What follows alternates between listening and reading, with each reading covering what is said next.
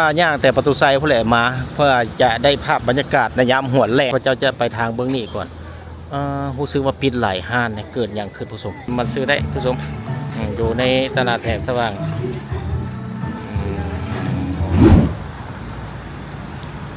ซ่องสวรรค์บรรณายินดีต้อนรับสบายดียินดีต้อนรับเข้าสู่ช่อง YouTube สวรรค์บรรณาพบกันเส้นเก่าเส้นเคยมื้อนี้ข้าพเจ้าจะนำพาผู้ชมไปรับชมข่าวมาว่ารู้สึกว่าตลาดศูนย์รวมอาหารลาวเจียนอยู่ที่ตลาดแสงสว่างตลาดเศร้ามีการเปลี่ยนไปว่าบรรยากาศจะเป็นแบบใดว่ายังจะคึกคืนคือเก่าบ่หรือว่ามีการเปลี่ยนแปลงไปแล้วตอนนี้ข้าพเจ้าอยู่ในขอบเขตบ้านฮัสดีที่ขึ้นกับเมืองจันทบุรีนครหลวงวิจันทร์แล้วก็อยู่ทางนี่แหละทางนี้ก็เป็นถนนลานสร้างนี่ลานสร้างที่ว่าที่เห็นอยู่นี่เป็นถนนลานสร้างบ่จะเป็นถนนลานสร้างอยู่ในขอบเขตนี้วันนี้ข้าพเจ้าจะย่างไปพูดไปฮอดตลาดเศร้าพอแล้วข้าพเจ้าได้ฝากรถอยู่ประตูไซผู้ชมเลยย่างแต่ว่าย่างแต่ประตูไซผู้แหละมาเพื่อจะได้ภาพบรรยากาศในยามหัวแรงว่าจะเป็นแบบใดภายหลังเลิกเวียกเลิกงานเมื่อนี้ก็เป็นวันที่6 เดือน 8 ปี 2026ก็ถือว่าในยามค่ายค่ำลงแรงตอนนี้ก็เวลา 18:10 นาทีนั่นเองก็ถือว่าภาพอากาศนี่ฝนบดตกฟ้าบดก็เรียกว่าเป็นการโชคดีไปก็ได้ว่าเอาภาพแบบสิมาให้ผู้ชมได้รับชมนี่ที่เห็นว่านอยู่ในจุดนี้ก็จะเป็นถนนลานสร้างที่เห็นรถเล่นอยู่ในนี้เห็นปะก็ถือว่าภายหลังเลิกเวียกเลิกงานก็จะมีผู้คนก็ได้เดินทางกลับบ้านก็คล้ายๆคือว่าเป็นแบบถนนโล่งๆได้แค่ว่ายามโมงฮีบด่วนรถหลายรถเต็มเลยถ้าเป็นชั่วโมงฮีบด่วนบัดนี้ก็จะไปทางนี่แหละเดินทางจนฮอดพุ่นและตลาดเศร้าพุ่นก็ถือว่าออกจากเขตบ้านฮัสดีแถวประตูไซไปฮอดตลาดเศร้านี่ก็บ่ไกลดอกประมาณ200 เมตรนั่นเองกับพอดีย่างผู้ชมก็ถือว่าอยู่ในเมืองนี่บ่ไกลเขาก็ได้มีการเปรียบเทียบอยู่ในตึกต่างๆย่างไปบุดเดียวก็ฮอดละที่จริงแล้วอยู่ในเบื้องซ้ายมือนี่เป็นจุดที่หน้าห้องการต่างๆแล้วก็จะเป็นร้านอาหารมายามกลางเว้นรถเต็มนี่บอนสิจอดรถก็บ่มีได้ผู้ชมไหมเพราะว่าก็มีพนักงานทหารตำรวจกับพ่อค้าเช่าขายคนก็ได้มีการเปิดห้างแล้วก็ขายเครื่องอยู่ในแห่งนี้ก็เลยเฮ็ดให้ว่ารถจุดนี้เต็มก็ว่าแตกต่างจากตอนสวนเลยโอ้รถเมบีอาร์ทีและรถเมขาวแล่นแข่งเดียวโบแมนแข่งเดียวมันคนละเลนผสมเบาหยอกจะน้อยว่าเข้าใจผิดโบแมนนะเป็นรถเมบีอาร์ทีและรถเมทั่วไปคนแล่นคนละเลนทางนี้ก็จะเป็นอีกหนึ่งซึ่งเป็นธนาคารมารูฮันเจแปนลาวนี่อยู่เบื้องกงกันข้ามนี่บ่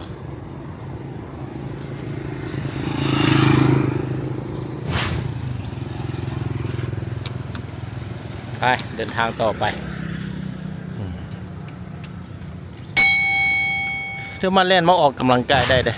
ก็นี่บางจุดก็มีรถจอดอยู่ตามทางอย่างว่าตามขบวนการผสมไปปิดห้านเลยเมืองปิดห้านหมดเลยเนี่ย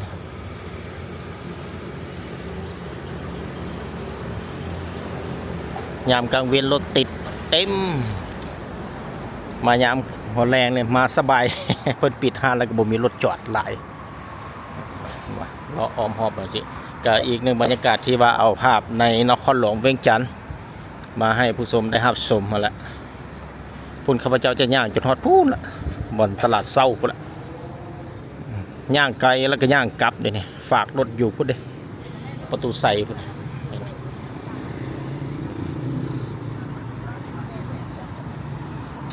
ตอนนี้ย่างใกล้ฮอดละอีกจักหน่อยเนี่ยยังอีก100 เมตรเนี่ยแนมเห็นอยู่พูนเลยก็จะฮอดจุดที่ว่าเป้าหมายพาผู้ชมเลาะ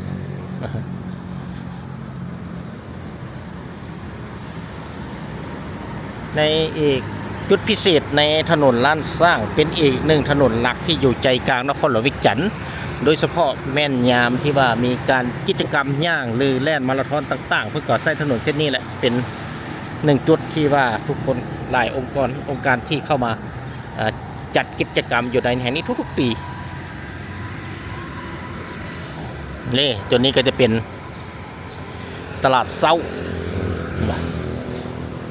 สังเกตเบิ่งไป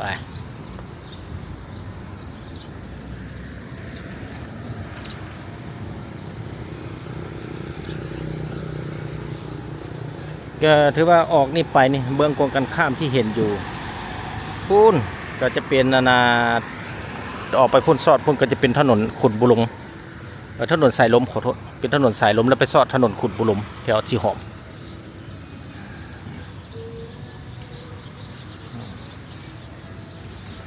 จุดเบื้องนี้ก็จะเป็นบ่อนฝากรถใหญ่ตลาดเช้าถ้ามายามกลางเวียนนี่โอ้ถือว่าเต็มแหละเกือบบ่มีบางมื้อบ่มีบ่อนจอดเพราะว่าเต็มเลยแนมไปพุ่นก็จะเห็นตึกหลายๆสถานก็จะเป็นขอบเขตบริเวณจุดที่เห็นอยู่หั่นก็แม่นใกล้ๆกับทางหลังตลาดขวาดินและก็ติดกับเวียงจันทร์เซ็นเตอร์ออกไปพุ่นสังเกตเบื้องนั้นเป็นตลาดขวาดินแต่ข้าพเจ้าจะนำเสนอแต่ได้ขอบเขตตลาดเช้ามีโอกาสมีเวลาก็จะไปเบิ่งจุดนั้นเช่นกันว่าบรรยากาศตลาดขวาดินเป็นแบบใด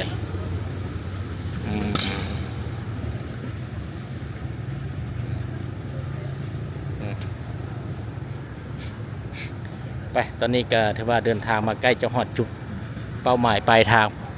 ไปเบิ่งตลาดศูนย์รวมอาหารลาวจีนคือว่าลาวไชน่าฟู้ดเฟรนชิพอยู่ในนั้นมันก็ได้เปิดส่วนอาหารแห่งนี้เนี่ยมาเกือบ 5-6 เดือนละเกือบครึ่งปีแล้วจะไปเบิ่งสภาพว่ายังคึกขึ้นคือเก่าบอกหรือว่าจะมีแบบใดหรือว่าบรรยากาศยังคึกขึ้นหรือว่าปิดลงบอกหรือว่ายังหลายกว่าเก่า ที่จริงแล้วมาในยามค่ำกว่านี้ช่วง19 โมง20 โมงก็จึงจะถึงช่วงที่พวกคนซอกกินอาหารนั่นแหละแต่ว่าช่วงสวรรค์บรรณาก็ได้มีโอกาสมายามกลางเว้นซะหยุดนี่ไปโอ้ฝนตกอีกแล้วนี่ฝนไล่แล้วบ่นี่ถ้าฝนไล่แล้วก็บ่ทันเห็นสำแล้วผู้ชมอ๋อนี่มาฮอดแล้วนี่เป็นตลาดแสงสว่างศูนย์รวมอาหารมิตรภาพลาวจีนอยู่ตลาดเช้านี่ไปเข้าไปเบื้องในว่ายังมีหลายฮานบ่เป็นแบบใดอ๋อเข้ามาฮอดละ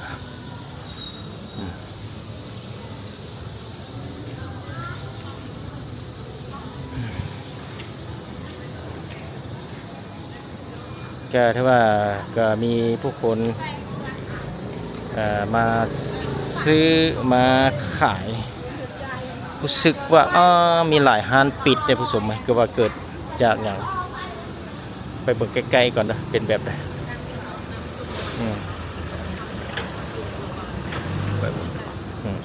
นี่จะเป็นแบบไหนนี่ข้าพเจ้าจะไปทางเบื้องนี้ก่อนรู้สึกว่าปิดหลายห้านเนี่ยเกิดอย่างขึ้นผู้ชมก็บ่ฮู้เนาะอาจจะเป็นการปิดปรับปรุงบ่นี่บางห้านก็อยู่ในช่วงกำลังปรับปรุงคือแบบสิ่งนี้อาจจะปิดปรับปรุงปิดปรับปรุงผู้ชมเพิ่นในกำลังก่อสร้างมีหลายห้านปิดนี่สังเกตแบบเป็นตลาดแสงสว่างศูนย์รวมอาหารลาวจีน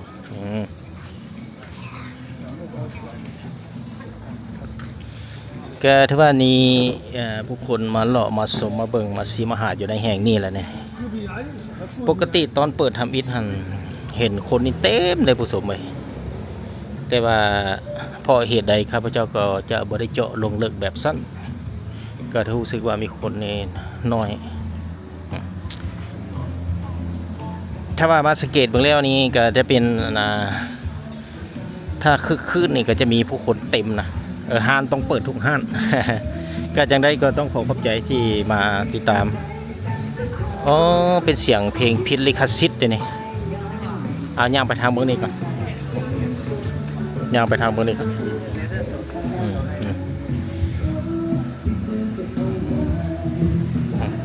ก็ถือว่าเป็นการอัปเดต สภาพตลาดแสงสว่างหรือว่าศูนย์รวมอาหารมิตรภาพลาวจีนก็จะมีบางห้างก็ยังขายปกตินี่ก็จะเป็นกุ้งเป็นไก่เป็นดูคอไก่ทอดไก่นี่อ๋อครับโอ้ก็ถือว่าเพิ่นก็มีเมนูหลายๆพอสมควรได้อยู่ในนี้ก็มาเลือกมาซื้อมาชิมแล้วก็จะเป็นอาหารต่างประเทศโดยเฉพาะจะเป็นอาหารจานนี่ก็เป็นอาหารจานเดียวนี่ก็ถือว่ามาชิมมาซื้อได้ผู้ชมอยู่ในตลาดแสงสว่าง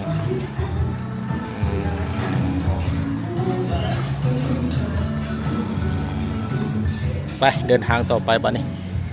ก็มักแบบสดๆเนี่ยเพิ่นก็จะแต่งแบบสดๆเขาสั่งอาหารแบบใดเขาก็สามารถ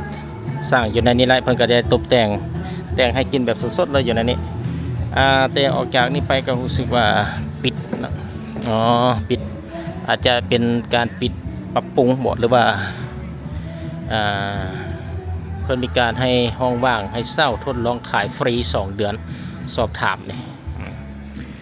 ในเมื่อก่อนเนี่ยข้าพเจ้าเคยมาเต็มหมดเลยผู้ชมเลยก็ว่าห้างเกือบทุกห้างเปิดหมดเลยแต่ว่ามาเมื่อนี้วันที่6 เดือน 8 ปี 2026ปิดลงหลายห้างพอสมควรเนี่ยจุดในปกติก็จะมีเต็มไฟก็หูสันเทือนเลยแต่ว่ามาจุดนี้มันปิดหลายสอบถามเอาเด้อข้าพเจ้าจะบ่ได้สอบถามปาน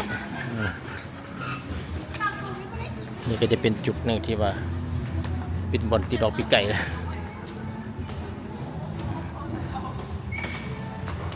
ออกไปทางเบื้องทางหน้านี่ก็จะเป็นนี่ออกไปทางนี้ก็จะเป็นซอดไปใส่สถานีรถเมล์นครหลวงเวียงจันทน์นี่อยู่ทางเบื้องทางหน้านี่ก็จะเป็นทางออกทางเบื้องนี้เป็นสถานีรถเมล์นครหลวงเวียงจันทน์ที่เป็นสถานีเก่าแก่ตั้งแต่ใดๆมาที่มีชื่อเสียงอยู่ในนครหลวงเวียงจันทน์ก็ถือว่าข้าพเจ้าได้ย่างมาสุดในสุดเบื้องนี้แล้วบัดนี้ก็จะได้โค้งกลับอีกบัดนึงก็จะได้ยกโค้งกลับไป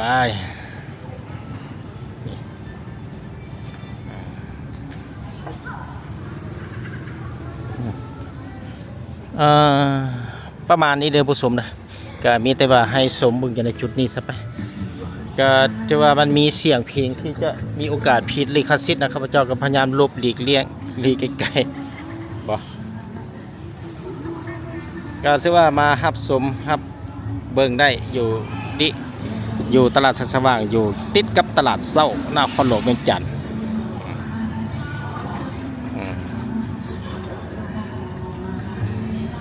โอ้ในโซนบางนี้ยังเหลือแต่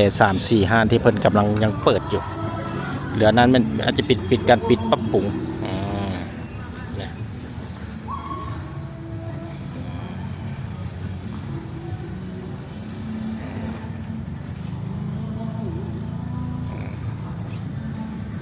ก็บัดนี้ข้าพเจ้าจะย่างออกไปทางเบื้องนี้พี่เลยบาทเนี่ยไปทางเบื้องตลาดเศร้าพี่ละนี่ทางสถานีนี่รถเมล์นครหลวงเวียงจันทน์พูดพยายามคลายข้ามลงแรงเลยเด้คนก็บ่หลายแล้วแหละที่เห็นอยู่ในปัจจุบันนี้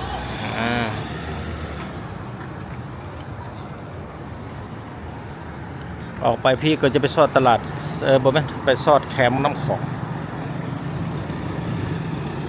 ที่เห็นอยู่นี่ก็จะเป็นรถไฟแดงตลาดเศร้า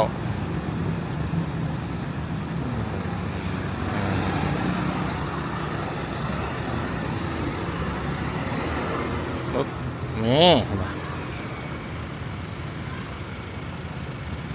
วันนี้ข้าพเจ้าจะย่างออกไปทางเมืองนี้ไปซอดทางเบื้องธาตุฝุ่นแล้วก็จะได้เดินทางกลับบ้านในบ้านนี้ท่านผู้ชมฝนก็เริ่มตกยิบยับแล้วคิดว่าฝนสิบ่ตกให้มาเมื่อนี้บัดสุดท้ายก็เห็นฝนตกคือเก่า ก็คือว่าอะไรมันเป็นย่ำฝนเลยถ้ามันเป็นย่ำฝนก็จำเป็นห้ามฟ้าห้ามฝนบ่ได้เพราะยามมันตกมันก็ตก ไปย่างเดินทางกลับไปทางเมื่อนี้กันแล้วจะได้เดินทางกลับบ้านละบัดเนี่ย ที่จริงแล้วถ้าเรามาลอดในขอบเขตตลาดเช้านี่ก็สิ่งอำนวยความสะดวกต่างๆนี่ก็จะมีบ่อนฝากรถจะมีบ่อนฝากรถต่างๆก็สะดวกสบายเราก็ได้ไปมาได้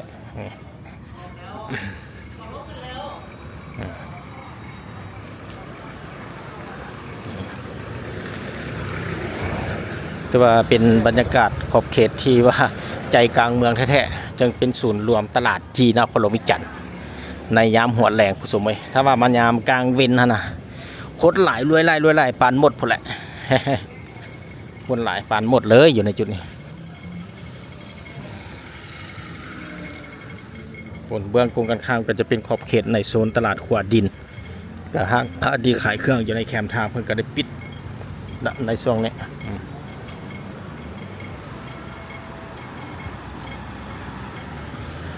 ก็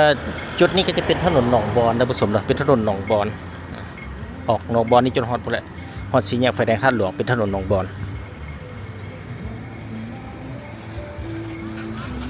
ในจุดตรงนี้ก็จะเป็นห้างขายปิ้งหมูเป็นห้างขายปิ้งหมูเกตอยู่นี่แหละทางเข้าบนฝากรถตลาดเช้านี่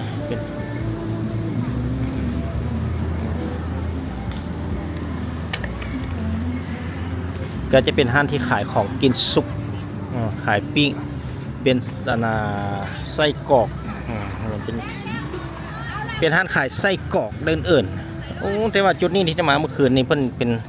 ห้างขายตำต่างๆเพิ่นขายเมื่อคืนผสมเพราะว่าต้นสวยเพิ่นก็ได้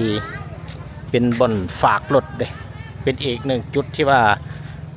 มานั่งมากินได้เด้ออยู่ที่นี่เนี่ยเพิ่นกำลังเริ่มตั้งโต๊ะแล้วตอนนี้มือสวยขายบ่ได้เพราะว่าเป็นบ่อนฝากรถ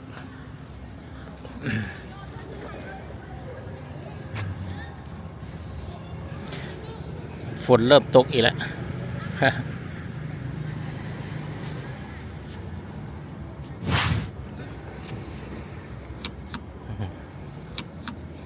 ไปเดินทางกลับบ้านบัดนี้หนีจากฝนก่อนฝนไล่ก้นฝนออกไปทางพวกนี้แหละต้องขอขอบใจ FC ทางภายในและต่างประเทศที่ช่วยเสียสนับสนุนซอง YouTube สวรรค์บรรณาด้วยดีเสมอมาเพื่อจะได้รับวิดีโอใหม่ๆมาให้ผู้ชมได้รับชมในตอนต่อไป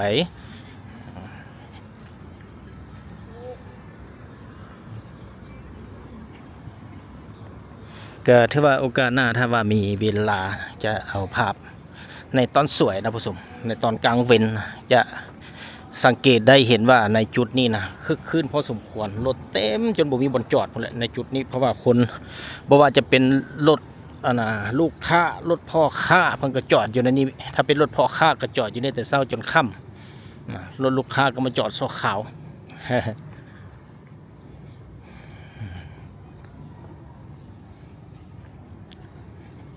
พุทธจะเยินยางไปพูดแล้วกับกรรมบ้านก็คือว่าได้เป็นการนำเสนอเอาบรรยากาศในยามค่ำค่ำลงแรงบ่เป็นค่ำหรอกยามแรงแล้วแหละ มาครับชมก็ค่อนข้างที่ว่าในช่องสวรรค์บรรณาก็ได้เอาหลายจุดพอสมควรเกือบทั่วในนครหลวงเวียงจันทร์ที่ว่าข้าพเจ้าได้พยายามนำเสนอก็สามารถไปรับชมย้อนหลังได้ก็ถือว่าบ่ว่าจะเป็นทางสถานที่ท่องเที่ยวทางด้านวัฒนธรรมโดยเฉพาะแม่นวัดว่าอาหารต่างๆก็ถือว่ามีหลายวัดพอสมควรที่ได้อยู่ในช่องสวรรค์บรรณาดีแล้วก็ถือว่าก็ฝากกดไลค์กดติดตามเข้าไปช่วยส่งกำลังใจเด้อผู้ชมเด้อก็ถือว่าเพื่อจะได้เป็นกำลังใจในการสร้างสรรค์สื่อหาสิ่งต่างๆมาให้ผู้ชมได้รับชมเพื่อก็จะได้มีการปรับปรุงอัปเดตว่ามักแบบใดสไตล์ใดข้าพเจ้าก็จะได้มีการปรับปรุงไปตามผู้ชมนั่นเองก็ถือว่าในเจบ่อนจุดเบื้องนี้ก็จะมีหอแล้วก็มีสร้างนี่ก็ถือว่าเป็นอีกหนึ่งที่ขาดบ่ได้แหละการดำเนินธุรกิจต่างๆนี่ก็สิ่งที่ขาดบ่ได้ก็คือว่าเป็นหอแล้วก็ครอบครัวเจ้าถิ่นเจ้าฐานเป็นสิ่งความเชื่อของส่วนบุคคลและก็ชาวพุทธที่ว่าเชื่อถือกันมานี่ก็บ่เชื่ออย่าลบหลู่ซึ่งเป็นความเชื่อของส่วนบุคคลเนาะจะเป็นการเฮ็ดห้างห้านพระต่างๆนี่บ่เชื่ออย่าลบหลู่ก็ถือว่าบ่ได้ให้ ส่วนเสื้อแต่ว่าโบเสื้อจะลบหลู่ซึ่งเป็นความเสื้อของส่วนบุคคลในท้ายสุดท้ายกระย่างมาฮอดจุดเก่าแล้วบาทเนี่ย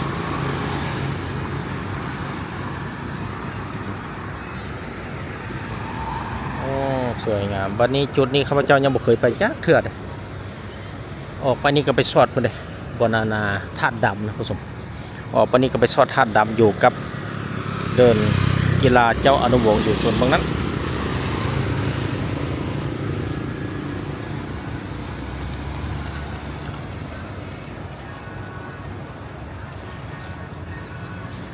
เป็นอะไรทำสมมาข้อนี้การนำเสนอวิดีโอตัวนี้จะขอจบเพียงเท่านี้พบกันใหม่ในตอนต่อไปขอลาก่อนบ๊ายบาย